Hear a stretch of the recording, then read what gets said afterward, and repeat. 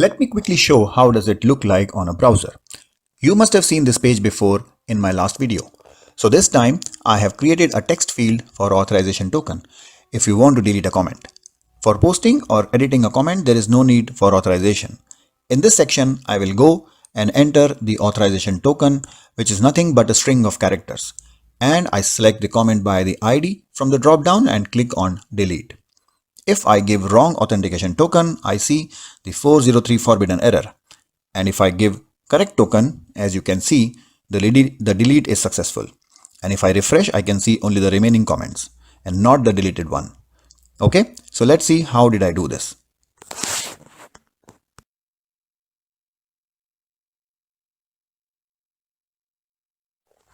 Authorizer. It is a basic authentication mechanism where the client accessing the API method is given an authorization token or a password to access the method. And that token is enforced on per method basis. Or simply put, if I want only certain methods to be protected with the password, I can do that. In this demo, I created a password for the client and enforced it on the delete method. So if you use the HTML page to post, edit or get the comments, you will not need to know the password, but if you want to delete any comment, you will need to enter the password. The authorizer will require a Lambda function, which will compare the password entered by the user. API Gateway will extract the password or the authentication token from the HTTP header of the request and send it to the Lambda as a JSON event. The authorizer Lambda returns a policy document, which is a JSON response. API Gateway reads the policy document and understands what is the action it needs to perform, on which resource, and whether the action is allowed or denied. The Lambda code has been added to my GitHub account. Link is in the description. As usual, this is not a do it along video. I'm only showing what I have done already. And I will also discuss the common issues I faced and how to resolve those.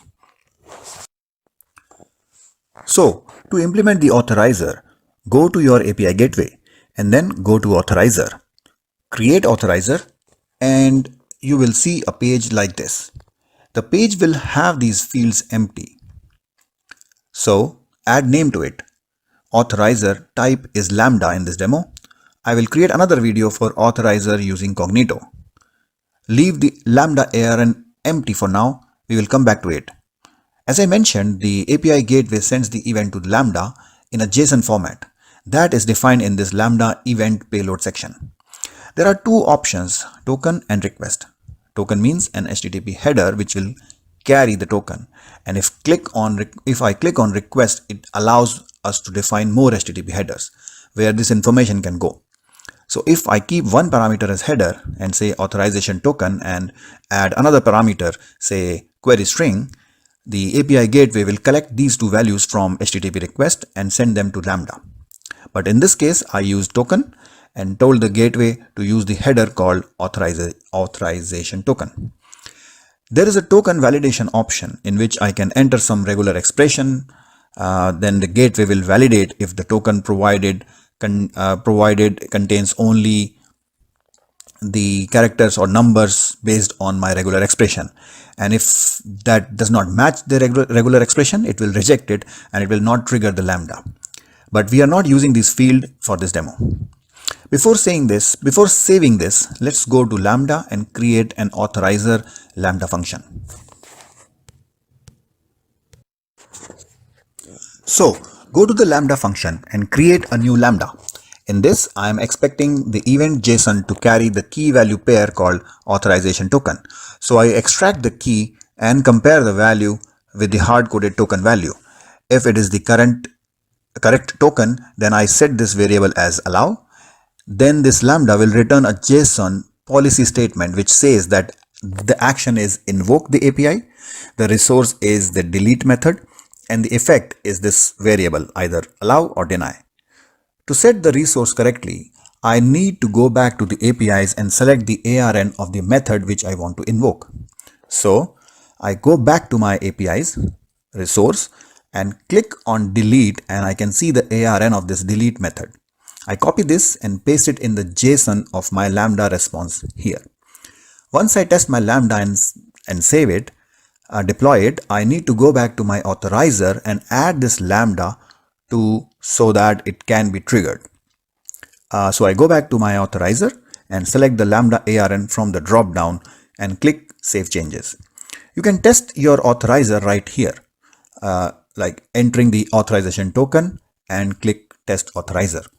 You see, if I type wrong token, I get the policy with deny, and if I enter correct token, I get the policy with allow.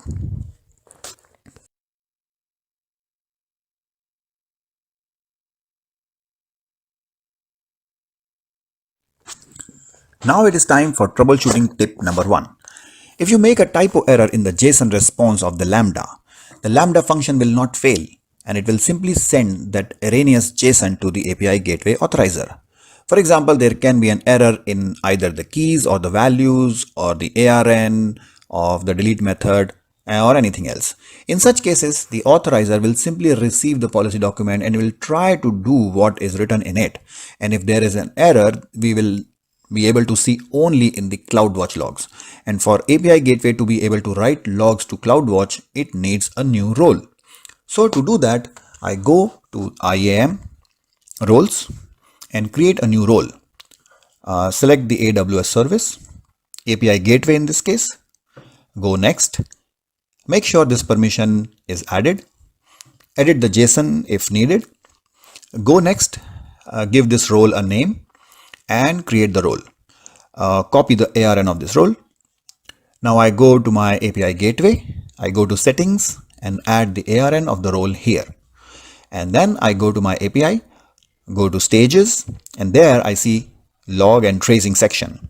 I can enable logs at different levels here. As you can see, there are now logs showing interaction between authorizer and Lambda functions and the response that was sent by the Lambda.